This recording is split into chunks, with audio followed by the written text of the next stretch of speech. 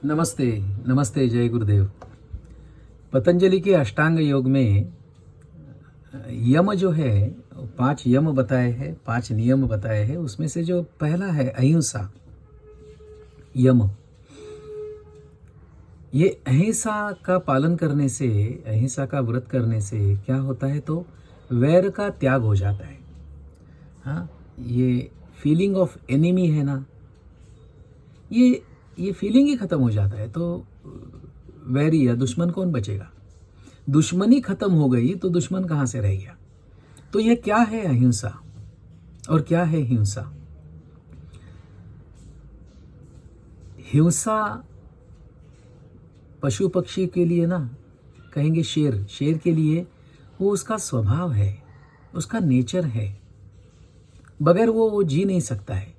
लेकिन क्या इंसान का भी ये स्वभाव है, नेचर है हिंसा?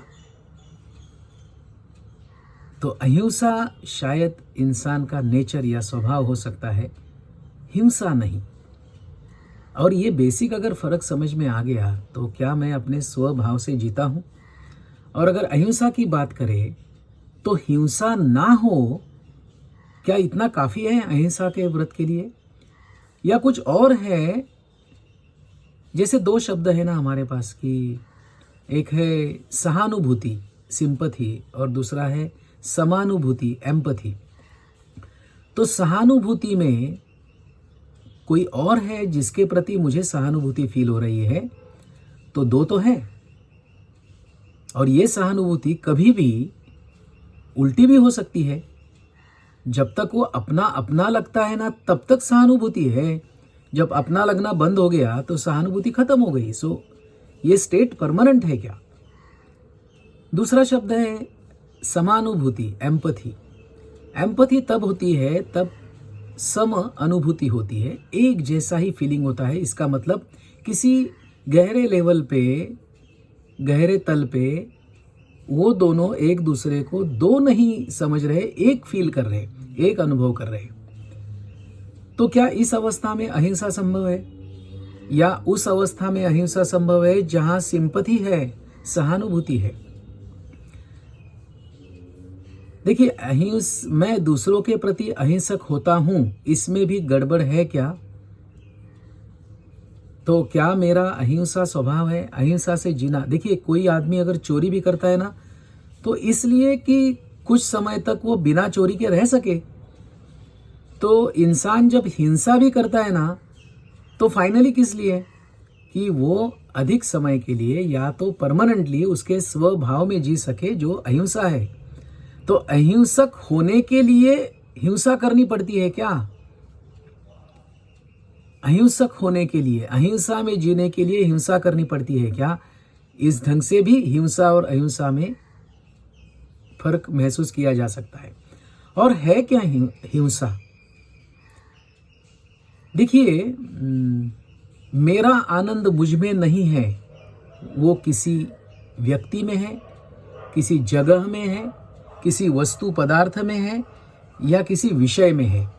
ये जब तक चल रहा है ना, हम कहेंगे इसे माया का परिणाम, तब तक मेरा सुख, मेरा आनंद मुझ में नहीं है, ये भ्रांति ही मुझे हिंसा में उतरने को मजबूर करेगी। कहते हैं प्यार भी जो है ना, वो एक मात्रा तक अहिंसक हो सकता है, लेकिन उस मात्रा के बाद वही प्यार, वही प्रेम हिंसक भी हो सकता है। ऐसे समाज में उदाहरण दिखते हैं। तो क्या मैं तुमसे प्रेम करता हूं, ये अहिंसा है या हिंसा है? अगर मैं तुम्हें प्रेम करता हूं, इसमें मैं भी है, तू भी है, तो क्या वो प्रेम अहिंसक होगा? अहिंसक होगा। अगर सामने से रिस्पॉन्स या रिएक्शन कुछ अलग आ गई, तो क्या वो सो कॉल्ड अहिंसा हिंसा में परिवर्तित होगी? ये ना खुद से पूछने के सवाल है कि मैं किस सिचुएशन में कैसे रिस्पॉन्ड करता हूं, या कहे कैसे रिएक्ट करता हूं। रिस्पॉन्स और रिएक्शन में जो फ़र्क है ना, वो बड़ा बारीक है। समझने के लिए बड़ा शांत मन, कुशाग्र बुद्धि चाहिए, तब रिस्पॉन्स और रिएक्शन का फर्क समझ में आता है। तो क्या रिस्पॉन्स से आई हुई हिंसा भी अहिंसा है और रिएक्शन से आई हुई अहिंसा भी हिंसा है? इस पर भी हम विचार कर सकते हैं। मैंने सुना है कि महात्मा गांधी जी उपोषण करते थे, उपवास करते थे और कहते थे, अगर आप मेरी ये बात नहीं मानोगे तो मैं अनशन करूंगा, मैं उपवास करूंगा, आत्मक्लेश करूंगा। और कब तक करूंगा? आमरण, जब तक मृत्यु नहीं आती है तब तक। इसका मतलब मैं मेरे देह को, मुझको खत्म कर दूंगा अगर तुमने मेरी ये बात नहीं मानी तो। भले वो सोशल रीजंस हो सकते हैं, सत्य के प्रयोग हो सकते हैं, कुछ भी है, लेकिन इसमें क्या कहा जा रहा है कि मेरा मानो या तो मैं खुद को मार दूंगा। और दूसरा एक टाइप क्या है हिंसा का, कि मेरा मानो या तो मैं तुम्हें मार दूंगा। तो मेरा नहीं मानते हो तो मैं खुद को मार सकता हूं, मेरा नहीं मानते हो तो मैं तुमको मार सकता हूं, लेकिन मारना जारी है। तो क्या गांधी जी की उपवास वाली प्रक्रिया, अनशन वाली प्रक्रिया अहिंसा है या हिंसा है? और किसी मर्डरर की, किसी खूनी का दूसरे के प्रति जो बर्ताव है उसको मारने का, क्या यह हिंसा है या अहिंसा है? और कृष्ण भगवान ने सुदर्शन से जयेंद्रथ को मारा, उसका सर धड़ से अलग किया, क्या वो हिंसा है या अहिंसा है? ये ना बड़ी बारकाई से जानना बहुत जरूरी है कि मैं स्वभाव से हिंसक हूं या अहिंसक हूं। अगर अहिंसक हूं तो क्या वो मेरा स्वभाव है?